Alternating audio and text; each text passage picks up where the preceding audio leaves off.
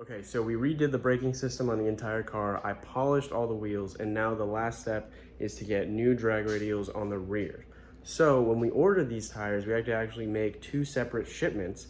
One came like at the beginning of January, and then we just got notified today, which is January 26th, that the second one is gonna be here soon. So I'd say like next week.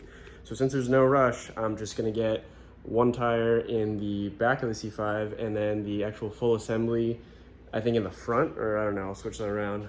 Take it to the tire shop, get it mounted. That way there's literally no rush and I can just go mount the other one when it's done. I know it sounds kind of ridiculous, but I just want to take the car for a drive and this is a good excuse, so here we go.